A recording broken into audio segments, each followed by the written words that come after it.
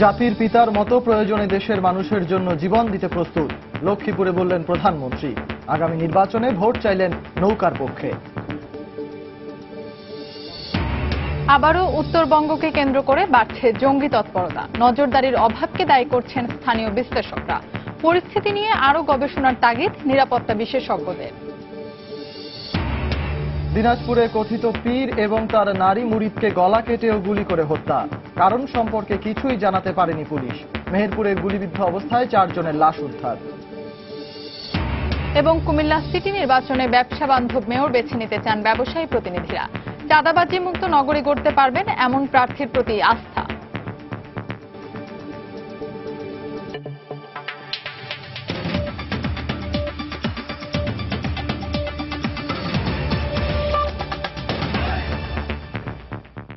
বাংলার সময়ের সঙ্গে আছি ফাহমিদা মৌটুসী এবং আমি সজল মিত্র রিচার্ড।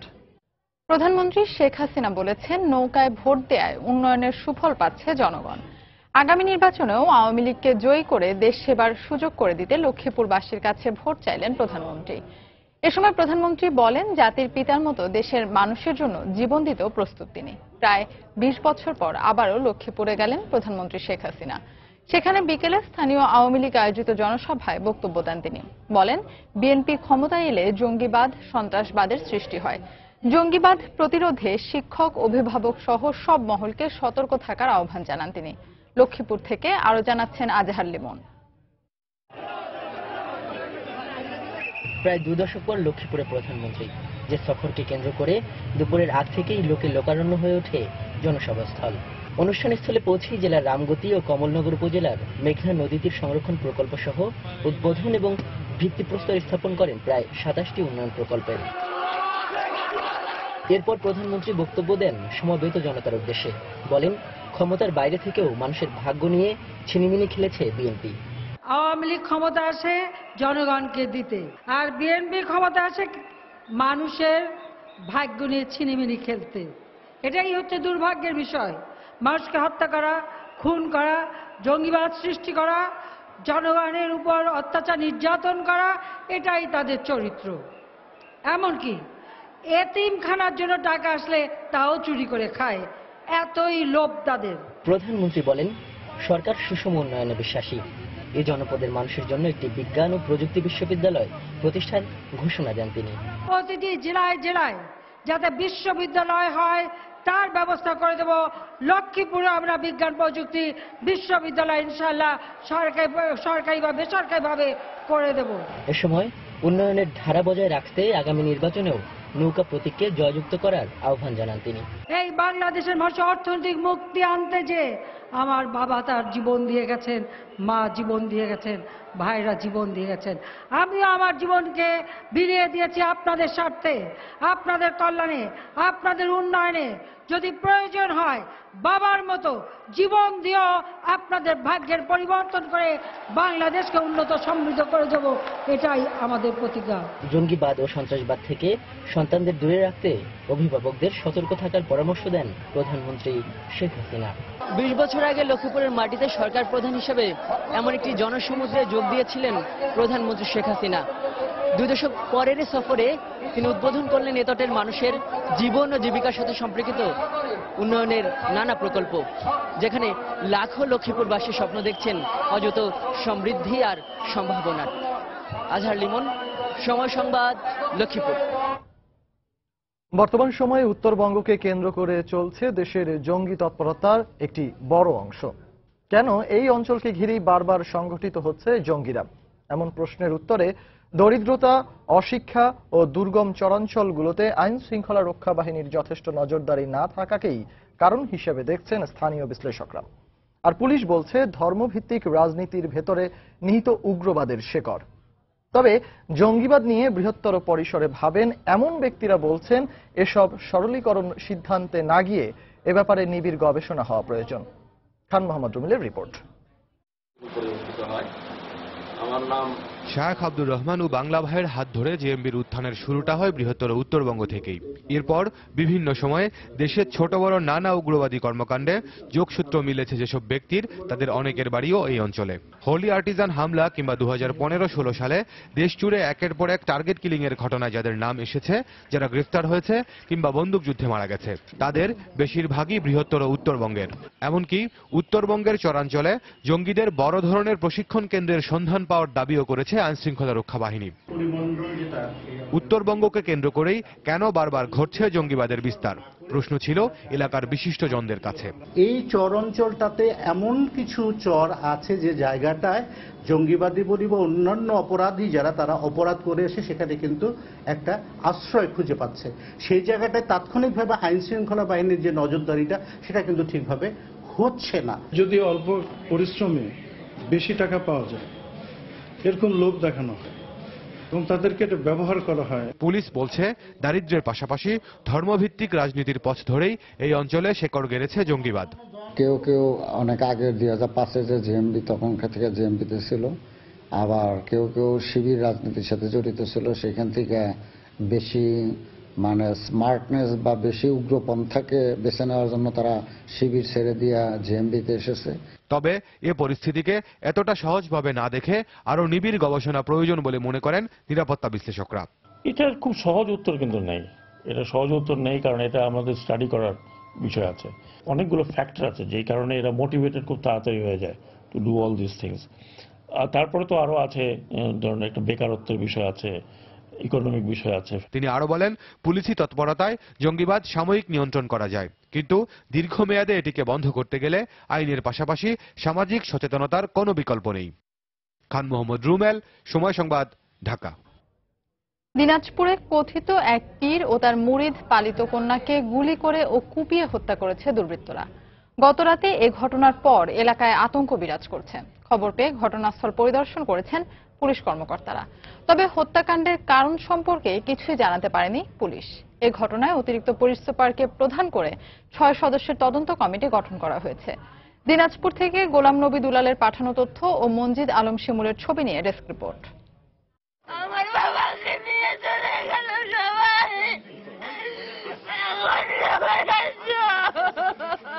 স্বজনদের আহাজারিতে শোকাবহ পুরো এলাকা। সোমবার রাতে দিনাজপুরের বোচাগঞ্জ উপজেলার দৌলা গ্রামে কাদরিয়া মোহাম্মদিয়া দরবার শরীফের কথিত পীর ফরহাদ হোসেন চৌধুরী ও তার পালিত কন্যা রূপালী বেগমকে গুলি করে ও ধারালো অস্ত্র দিয়ে কুপিয়ে হত্যা করা হয়। এতে আতঙ্কিত হয়ে পড়েন এলাকাবাসী। তবে কে বা কারা এ হত্যাকাণ্ড ঘটিয়েছে তা জানাতে পারেনি কেউ। একটা পা নিচে আছে, একটা চোখের উপরে আছে, এইভাবে হেলানি দোয়া আছে। তখন আমি পাওটা ধরে আমি সোজা করে দিতে যাই, বুকের চাদরটা সরে গেল, চাদর দোয়া আসলো, তখন দেখতেছি রক্ত। স্বাভাবিকভাবেই জীবনযাপন করতেন এখানে, যার জন্য এখানে উনি সেভাবে সিকিউরিটির ব্যবস্থা রাখতেন না। উনি আসতেন যখন ইচ্ছা হতো, আসতেন আবার চলে যেতেন। 2টা মোটরসাইকেল যায়, 2টা মোটরসাইকেল, একটা মোটরসাইকেল তিনজন দেখছে আর একটা 2জন দেখছে। খবর পেয়ে ঘটনাস্থল পরিদর্শন করেছেন পুলিশের ঊর্ধ্বতন কর্মকর্তারা। এ সময় ঘটনার সঙ্গে জড়িতদের গ্রেপ্তার করতে পুলিশি অভিযান চলছে বলেও জানানো হয়। গুলি করেছে, তারপরে কিছু অস্ত্রে হাতে এবং সাইডে একটু আঘাত করেছে। আমরা তাৎক্ষণিকভাবে তো একটা সিদ্ধান্ত বলতে পারি না, একটা বিষয় দেখছি, জানছি, বিভিন্ন অনুসন্ধান করছি, করে আমরা যেটা সঠিক সেটাই বের করব এবং সেটা আপনাদেরকে জানাবো। 2010 সালে কাদরিয়া মোহাম্মদিয়া দরবার শরীফ প্রতিষ্ঠা করেন পৌর বিএনপির সাবেক সভাপতি ফরহাদ হোসেন চৌধুরী। এই দরবারে ভক্তদের নিয়ে বিভিন্ন অনুষ্ঠান করতেন তিনি। সময় সংবাদ, দিনাজপুর। এদিকে মেহেরপুরে গুলিতে 4 জন নিহত হয়েছে। পুলিশের দাবি, নিহত সবাই হত্যা মামলার আসামি এবং মারা গেছে বন্দুকযুদ্ধে। ঘটনাস্থল থেকে একটি রিভলভার, একটি রাইফেল ও 11টি হাতবোমা উদ্ধার করা হয়েছে। ভোর রাতে সদর উপজেলার সোনাপুর এলাকায় এ ঘটনা ঘটে। সকালে পুলিশ সুপার আনিসুর রহমান সংবাদ সম্মেলনে বিষয়টি নিশ্চিত করেন। তিনি জানান, হত্যা মামলার 2 আসামিকে নিয়ে নূরপুর গ্রামে অস্ত্র উদ্ধারে গেলে সন্ত্রাসীরা পুলিশকে লক্ষ্য করে গুলি ছোড়ে। আত্মরক্ষার্থে পুলিশও পাল্টা গুলি ছুড়লে দুপক্ষের বন্দুকযুদ্ধ হয়। এতে 6 পুলিশ সদস্য আহত হন। এ সময় 4 জনকে গুলিবিদ্ধ অবস্থায় উদ্ধার করে সদর হাসপাতালে নেওয়া হলে চিকিৎসক তাদের মৃত ঘোষণা করেন।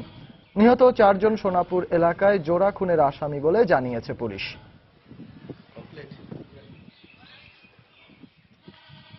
গত 6-3 তারিখে আমাদের মেহেরপুর সদর থানার সোনাপুর গ্রামে একটা ডবল মার্ডার হয়। আমরা ঢাকা থেকে এই ঘটনার সংশ্লিষ্ট 5 জনকে আমরা অ্যারেস্ট করি। এই 5 জন তাদের ঘটনার সাথে সংশ্লিষ্টতার কথা স্বীকার করে। আমরা তাদেরকে নিয়ে বাকি যে আসামি, সেই আসামিদের ধরার জন্য আমরা অভিযান পরিচালনা করি।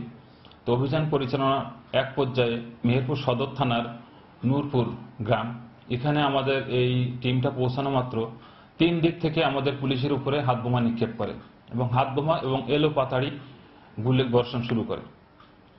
এ পর্যায়ে পুলিশ পাল্টা গুলি বর্ষণ করে।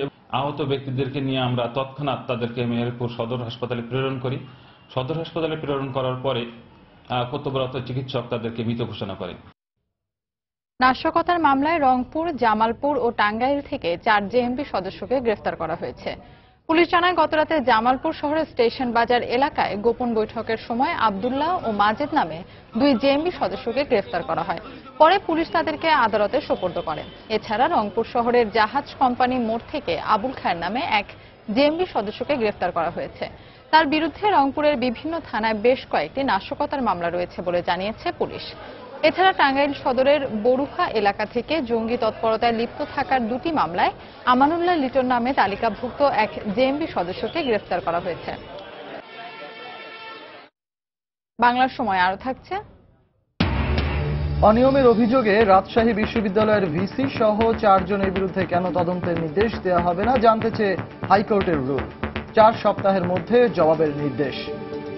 নগরের অর্থনীতিকে চাঙ্গা করতে কুমিল্লা সিটি নির্বাচনে ব্যবসা বান্ধব মেয়র বেছে নিতে চান কুমিল্লার ব্যবসায়ী প্রতিনিধিরা। তারা বলছেন, নির্বিঘ্নে পণ্য পরিবহন নিশ্চিত করতে প্রশস্ত রাস্তা, সন্ত্রাস আর চাঁদাবাজি মুক্ত নগরী গড়তে পারেন এমন প্রার্থীর প্রতি আস্থা রাখবেন তারা। সিটি নির্বাচন নিয়ে কুমিল্লার ব্যবসায়ীদের ভাবনার কথা জানাচ্ছেন রাশেদ লিমন। ক্যামেরায় ছিলেন মোহাম্মদ সাইদুল ইসলাম। ভবিষ্যৎ মেয়রের কাছে খুব বেশি চাওয়ার নেই কুমিল্লার ক্ষুদ্র ব্যবসায়ীদের। সব ধরনের ঝক্কি ঝামেলা থেকে মুক্ত থাকতে পারলেই হয়। আর সুখে দুঃখে নিজেদের অভিভাবক হিসেবে পাশে থাকবে এমন কাউকেই বেছে নেবেন তারা। ব্যবসা বাণিজ্য যাতে আয় উন্নত হয়, যে ভালো হয়, আমরা যাতে কোনো চাঁদাবাজি না পড়ি, তারপর আমরা যাতে ভালোভাবে চলতে পারি, ব্যবসা সুন্দরভাবে চালাইতে পারি। যে ব্যবসাদের সাথে চলাফেরা আছে, দেখাশোনা আছে, আপদ বিপদে আগুয়ে আসবে, তাদেরকে আমরা নির্বাচিত করব। এদিকে ভালো নেই নগরীর বিসিক শিল্প অঞ্চলের ব্যবসায়ীরা। জলবদ্ধতার পাশাপাশি তাদের ভোগাচ্ছে যোগাযোগের বেহাল দশা, রয়েছে হোল্ডিং ট্যাক্স সংক্রান্ত জটিলতাও। কুমিল্লা বিসিকের প্রথম সমস্যা হচ্ছে রাস্তাঘাটের।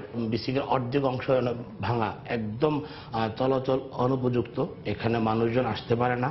দ্বিতীয় কথা হচ্ছে জলবদ্ধতা। আমরা বিসিককে ট্যাক্স দেই, আবার পৌরসভাকে কেন আমরা সিটি কর্পোরেশনকে কেন ট্যাক্স দিব? ট্যাক্স দিতে হলে বিসিক শিল্পনগরী তারা ট্যাক্স দেবে। আর তাই তো কুমিল্লার আর্থসামাজিক অবস্থায় আরো গতি আনতে ব্যবসায়ী বান্ধব একজন প্রার্থীর পক্ষেই রায় দেওয়ার কথা ভাবছেন ব্যবসায়ী নেতারা। আমরা ব্যবসায়িক বান্ধব একটা পরিবেশ চাই, কালকে ট্যাক্স যেন বেড়ে না যায় বা হঠাৎ করে যেন আমাদের উপর অযাচিত কোনো নিয়ম সিস্টেম বা না আসে। সন্ত্রাস মুক্ত, চাঁদাবাজি মুক্ত যেন ব্যবসা প্রতিষ্ঠান আমরা গড়ে তুলতে পারি, রাস্তাঘাট এবং আমাদের জলাবদ্ধতা দূর করা হয়, সেই ফেসিলিটি আমরা নতুন মেয়রের কাছে আশা করি। 15ই মার্চ প্রতীক বরাদ্দের পরেই প্রচারণায় মাঠে নামবেন প্রার্থীরা। প্রার্থীর ব্যক্তি ইমেজ কিংবা দলীয় প্রতীক ছাড়াও ভোটের মাঠে নেয়ামক হতে পারে আরো কিছু বিষয়। সেক্ষেত্রে নিজেদের প্রত্যাশা আর প্রাপ্তির ফারাক কমিয়ে আনতে পারবে এমন প্রার্থীর দিকেই বেশি ঝোঁক থাকবে ব্যবসায়ী ভোটারদের। রাশেদ লিমন, সময় সংবাদ, কুমিল্লা। খাদ্যমন্ত্রী অ্যাডভোকেট কামরুল ইসলাম বলেছেন, 25শে মার্চকে যারা গণহত্যা দিবস হিসেবে বিশ্বাস করে না এবং পালন করবে না, তারা দেশ ও জাতির শত্রু। তিনি বলেছেন, নতুন প্রজন্মের কাছে তাদের মুখোশ উন্মোচন করতে হবে। দুপুরে সাভার মোহাম্মদ আলী স্কুল অ্যান্ড কলেজের রজত জয়ন্তী অনুষ্ঠানে বক্তব্য রাখেন তিনি। এ সময় খাদ্যমন্ত্রী বঙ্গবন্ধুর আদর্শ সম্পর্কে জানতে সবার প্রতি আহ্বান জানান। যারা 25শে মার্চ গণহত্যা দিবস হিসেবে যারা পালন করে না, যারা এই দিনটাকে যারা স্বীকার করে না, যারা 71-এর 30 লক্ষ শহীদকে অশ্রদ্ধা করে, এরা দেশের শত্রু, সমাজের শত্রু, জাতির শত্রু। তাদের মুখোশ আমার নতুন প্রজন্মের সামনে উন্মোচন করতে হবে। বাংলাদেশটাকে জঙ্গিবাদী রাষ্ট্র বানানোর জন্য, একটি সন্ত্রাসী রাষ্ট্র বানানোর জন্য ষড়যন্ত্র চলছে। আমার কোমলমতি ছেলে মেয়েদের ধর্মের অপব্যাখ্যা দিয়ে তাদেরকে জঙ্গি বানানোর চেষ্টা করা হচ্ছে, তাদেরকে বিভ্রান্তির মধ্যে ঠেলে দেওয়া হচ্ছে। আমি প্রত্যেকের প্রতি আহ্বান জানাবো, আমার অভিভাবকদের, শিক্ষকদের প্রতি আহ্বান জানাবো, আপনারা আপনাদের সন্তানদের প্রতি দৃষ্টি রাখবেন, তাদের প্রতি খেয়াল রাখবেন। জমি কেনায় অনিয়মের অভিযোগে রাজশাহী বিশ্ববিদ্যালয়ের ভিসি, প্রো ভিসি সহ 4 জনের বিরুদ্ধে কেন তদন্তের নির্দেশ দেওয়া হবে না জানতে চেয়ে রুল জারি করেছেন হাইকোর্ট। সকালে বিচারপতি নাইমা হায়দার ও বিচারপতি আবু তাহের সাইদুর রহমানের সমন্বয়ে গঠিত হাইকোর্টের দ্বৈত বেঞ্চে এই আদেশ জারি করা হয়। সেই সাথে আগামী 4 সপ্তাহের মধ্যে স্বরাষ্ট্র সচিব, পুলিশ মহাপরিদর্শক, দুদক সহ সংশ্লিষ্ট সবাইকে এই রুলের জবাব দিতে বলা হয়েছে। বিশ্ববিদ্যালয়ের জন্য জমি কেনায় আর্থিক অনিয়মের বিষয় গণমাধ্যমে প্রকাশিত হলে ওই বিশ্ববিদ্যালয়ের এক শিক্ষার্থী হাইকোর্টে একটি রিট করেন। পরে সকালে শুনানি শেষে আদালত এই আদেশ জারি করেন।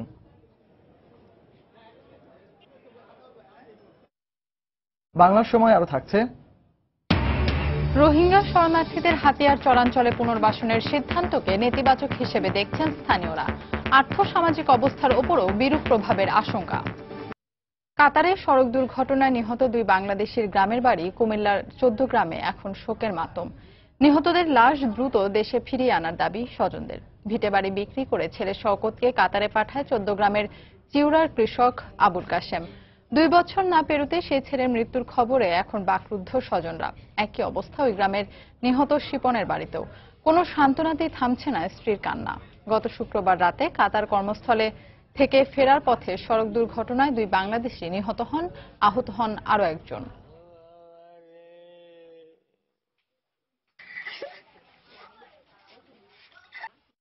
ময়মনসিংহে অবৈধভাবে মজুত করে রাখা সরকারের খাদ্য বান্ধব কর্মসূচির 15 টন চাল উদ্ধার করেছে আর্মড পুলিশ ব্যাটালিয়ন। পুলিশ জানায়, দুপুরে ফুলবাড়িয়া পৌরসভার চান্দের বাজার এলাকায় খাদ্য বান্ধব কর্মসূচির ডিলার আব্দুর রাজ্জাকের গুদামে অভিযান চালানো হয়। সেখান থেকে সরকারের খাদ্য বান্ধব কর্মসূচির 10 টাকা কেজি দরের 302 বস্তা চাল উদ্ধার করা হয়। এ সময় মঞ্জুরুল আলম নামে একজনকে আটক করা হয়। তবে ডিলার আব্দুর রাজ্জাক পলাতক রয়েছে বলে জানিয়েছে পুলিশ।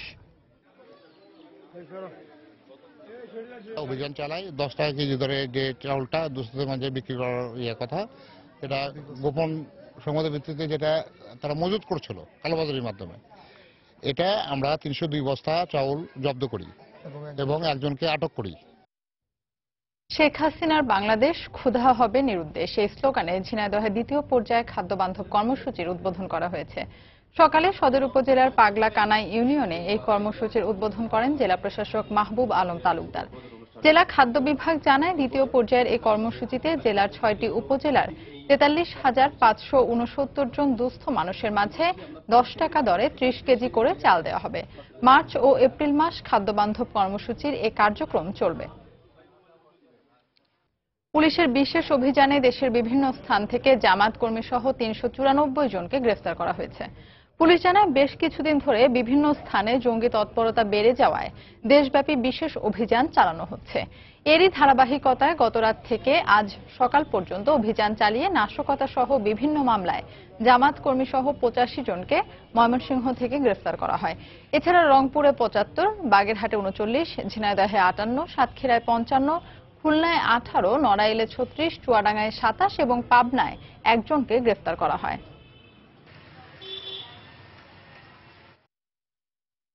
এদিকে চট্টগ্রামের ডবল মুরিং এলাকা থেকে গ্রেফতার জামায়াত শিবির ও জঙ্গি সংগঠন হিজবুত তাহরিরের 17 সদস্যকে 2 দিন করে রিমান্ড দিয়েছেন আদালত।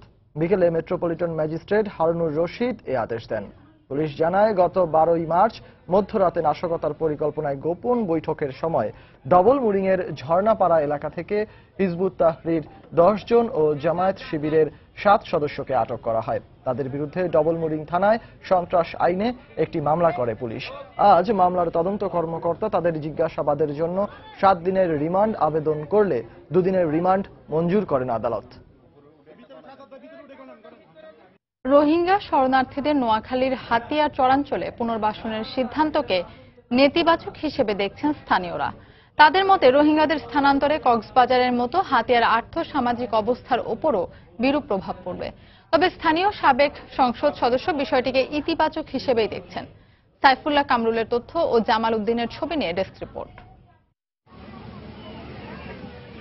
দীর্ঘ সময় ধরে নানা কারণে কক্সবাজারের উখিয়া ও টেকনাফ সহ বিভিন্ন স্থানে বসবাস করে আসছে রোহিঙ্গা শরণার্থীরা। সম্প্রতি মিয়ানমারে চলা নির্যাতনে নতুন করে কক্সবাজারে প্রবেশ করে হাজার হাজার রোহিঙ্গা। এ নিয়ে দেশটির সাথে কূটনৈতিক টানাপোড়েনের মধ্যেই তাদেরকে নোয়াখালীর হাতিয়া উপজেলার ঠ্যাঙ্গারচরে স্থানান্তরের কথা ওঠে। অবশ্য হাতিয়াবাসী সরকারের এমন মনোভাবকে নেতিবাচক হিসেবে দেখছেন। তাদের মতে হাতিয়ায় পুনর্বাসন হলে রোহিঙ্গাদের নিজ দেশে ফিরে যাওয়ার সুযোগ কমে যাবে। একই সাথে রোহিঙ্গাদের কারণে ঠ্যাঙ্গারচরের জনজীবনও অস্থিতিশীল হওয়ার পাশাপাশি সংকটের মুখে পড়বে আর্থসামাজিক অবস্থান। ধরেন আমাদেরকে আমরা যেগুলো মানে মাছ ধরেই খাই, এখন যদি আমাদের অত বাইসা স্কুলে বেরুম, যদি আজকে যদি সরমাইতে ঢুকে নিয়ে যদি আমাদেরকে আবদ্ধ করে লাই তুলে আমাদের ক্ষতি হয়ে যাবে আর কি। আমাদের কোনো ক্ষতি নেই, একটা ক্ষতি হলো সেটা হলো আমরা ভয় করি যে রোহিঙ্গারা কোনো আমাদের কোনো ক্ষয়ক্ষতি না, আমাদের সারিক নিয়ে দিয়ে সরাসরি দেনা ব্যবসা বাণিজ্য করি স্যার। রোহিঙ্গারা যদি এখানে অবস্থান করেন সেই ক্ষেত্রে এই শান্ত সামাজিক পরিবেশটার উপরে একটা নেতিবাচক প্রভাব আসতে পারে। অন্যান্য জায়গাতে যেখানে কিন্তু প্রশাসন বা অন্য কিছু থাকতে পারে সেখানে তাদেরকে কি পুনর্বাসন করলে ভালো হবে। তবে স্থানীয় সাবেক সংসদ সদস্য মনে করেন মানবতার স্বার্থে রোহিঙ্গাদের ঠ্যাঙ্গারচরে আশ্রয় দেয়া যেতে পারে। জায়গাটা বেশ বড়, এখানে আমরা 10 লক্ষ রোহিঙ্গা জায়গা দেওয়ার মতো জায়গা আমাদের কাছে আছে। এখানে ওদের কর্মসংস্থানের আমি মনে করি যে 1-2 বছরের মধ্যে তারা স্বাবলম্বী হয়ে যাবে। প্রায় 12,000 একর আয়তনে ঠ্যাঙ্গারচরটি বন বিভাগের গেজেটে রয়েছে জালিয়ার চর নামে। 1998 সালে বনায়নের পর 2012 সালে এই চরকে সংরক্ষিত এলাকা ঘোষণা করে বন বিভাগ। সময় সংবাদ, নোয়াখালী। মানবাধিকার কর্মী ও যশোর প্রেস ক্লাবের সাবেক সহ সভাপতি বিনয় কৃষ্ণ মল্লিকের মুক্তির দাবিতে বিক্ষোভ মিছিল ও অবস্থান কর্মসূচি পালন করেছেন যশোরে কর্মরত বিভিন্ন গণমাধ্যম কর্মীরা। সকালে জেলা প্রেস ক্লাবে সাংবাদিকরা জরুরি বৈঠক করেন, পরে সেখান থেকে একটি বিক্ষোভ মিছিল বের করেন তারা। মিছিলটি শহরের গুরুত্বপূর্ণ সড়ক প্রদক্ষিণ করে জেলা প্রশাসকের কার্যালয়ে গিয়ে শেষ হয়।